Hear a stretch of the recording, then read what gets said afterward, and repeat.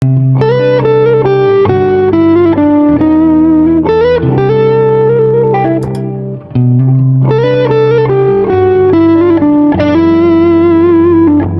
guys, and welcome back to my channel. I hope everyone's doing well. Thank you so much for the love on my first video, and thank you for subscribing if you have. And if you're watching this and you haven't subscribed already, please do hit that subscribe button below. I sound like a proper YouTuber now. I'm getting the hang of this. Anyway, yeah, welcome back to another video. So today, from the title, as you can see, we're going to be talking about self-care and health and well-being as a student midwife. I've decided to do a video on this because I've been learning about personal health and well-being in uni. I've been at uni for 2 months now. 2 months into the degree. It's gone so quickly. I don't even know how we've got here so fast. Literally going on placement next week, guys. I'm so excited, like cannot contain my excitement, and I can't wait to come back and feedback and tell you guys about everything I learn and see. As I said, today we're going to be talking about self-care and health and well-being. And at uni, I've been learning a lot about it. I wrote an essay about it, so I thought I'd share, what I've been learning, and hopefully give a nudge to any student midwife to really prioritize their self-care, and to inform anyone who wants to do midwifery why self-care is important. Self-care is really important in midwifery and in healthcare, as professionals, because if we aren't good inside, if we're not 100%, then we can't deliver quality care to our patients. That's the bottom line.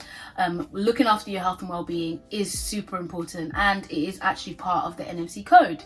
If you don't know what the NMC code is, it's just a set of standards that nurses and midwives have to adhere to at all times, and there's some points in there that refer to making sure that you are in a position where you are minimizing the risk of near misses, of mistakes, of harmful mistakes that can cause casualty or any other fatal situations. So yeah, as I said, it's part of the NMC code, and the NMC code is something that we have to take really seriously as midwives. I will link it below so that if you are thinking about midwifery, you want to have a look at it. It's available for the public to look at. So yeah, have a look at it if you are wanting to join midwifery, or if you are a student midwife and you haven't looked at the NMC code, please do look at the NMC code. It's super important for us. Midwifery, especially as a degree, is very intense, and it gets intense very quickly. I have done a previous degree, and compared to this one, I haven't even started placement yet, and it is quite intense. It's very fast paced. You have to learn a lot. You have to and everything you learn you need to retain. You're not just learning information for it to sit there. You have to actually put these into practice. You have practicals and stuff, so it can get very intense very quickly. So it's very important for us to start as we mean to go on, in terms of self-care, in terms of prioritizing our health and well-being. Burnout is something that is very common in healthcare degrees, in healthcare professionals, in the NHS. It is something that they are working to tackle, and it's something that can be tackled by self-care. Burnout is overexhaustion, so exhaustion to the point where you cannot carry on, or if you do carry on, you are in a state of numbness.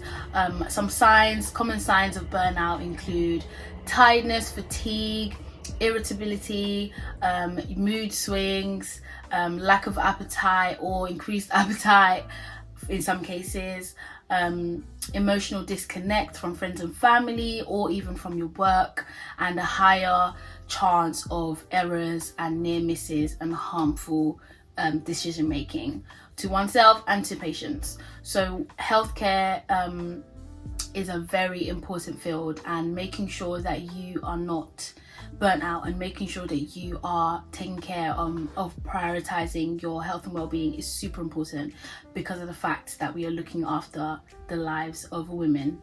As midwives, you're looking after the lives of women, and we are looking after the fetus and the baby once it's born. I've been learning about stress, resilience, all as a part of a module in my degree, and I just recently did an essay on sleep deprivation, and it gave me such an insight onto how healthcare workers are suffering from sleep deprivation and how we can manage it and how we can prevent this from happening. So what is sleep deprivation? Sleep deprivation is the lack of good quality sleep. It's the lack of sufficient sleep and is functioning basically on no sleep in layman's terms. And this is really incredibly dangerous, especially as healthcare professionals, because it increases the risk of mistakes, it increases near misses, and it increases harmful decision making, which can't be good for our patients. So how do we prevent sleep deprivation? Well, from my essay, I'm taking everything I'm saying from my essay because I did a lot of research and I found some good insightful stuff. So we do shift work as healthcare professionals. As students as well, we will partake in shift work on placement.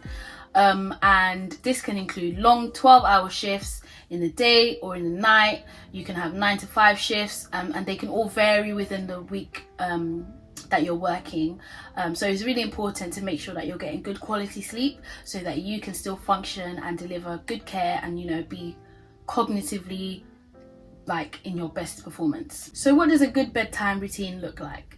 This would look like having some downtime, some time away from your screen, up to an hour before you go to sleep, no social media use, and just little cues that lets your body know that it's time for rest. You can take a relaxing bath, you can read, you can light a candle, just prepare your atmosphere, prepare your scene for sleep. And these cues actually work because it tells your brain that it's time to wind down, it tells your brain that it's time to rest, and this ensures that you will get good quality sleep. So yeah, student midwives, student nurses, healthcare professionals, your sleep is important and you should be prioritizing it. Sleep is part of your self-care, and if you don't get enough sleep, I'm here to tell you that you need to stop it. And in this video, I'm also talking to myself as someone who is in the midwifery degree, about to go on placement, about to get really busy. I have to make sure that I'm taking care of myself so I can take care of the women that we work with. So how can you take care of your personal health and well-being as a student midwife? Let's talk about self-care. Commonly, self-care is known to be, relaxing, making sure that you are in a place of zen, all that good stuff. But it's also about making positive lifestyle choices that will positively impact your health and well-being. Another aspect of self-care or looking after your health and well-being is seeing friends and family, especially as student midwives. We get very busy. We're going to be working, we're going to be doing assignments, we're going to be reading, we're going to be doing a lot of things all at once. It's easy to shut yourself away and not see people because you think you have so many things to do. But it's very important that we make time for our friends and our families, whether that be for 30 minutes, 10 minutes, phone calls, anything that just removes you from that stressful environment. Another piece of advice I would give in relation to self-care and well-being is talking to your course mates. These people are the only people that know what it's like to be in your position. They're the only people who will truly understand because they are in the same position as you. Talking to your family and friends is great, it's fantastic, but sometimes you need that person to understand what it is you're going through, and who better than the people who are going through this with you. So really take advantage of talking to your course mates, talking to your course leaders. If you're in uni and you're a student midwife and you're not part of a group chat, take the initiative, make one. You guys can talk together, you guys can give each other tips and support throughout this course, because it is intense, as I said, and it is very busy, so it's good to have those people to lean on. We also need to make sure that we are taking time out for ourselves. Now, as I've said, this degree can get really intense really quickly. It can be very overwhelming at times, and you need that time for yourself. You need that time to, spend doing something you enjoy.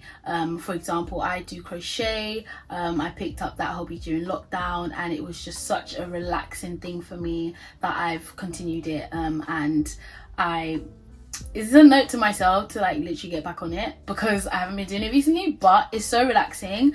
And a lot of these practices of self-care is really sometimes hard to do because you feel like you're sort of wasting time, but it's not a waste of time. Any time spent on yourself, any time spent on prioritizing your personal health and well-being is not wasted time. So yeah, make sure that you have a hobby or something that you really enjoy doing that doesn't have to do with midwifery midwifery or your degree or learning or studying. That's very important. You have to take yourself out of that environment sometimes.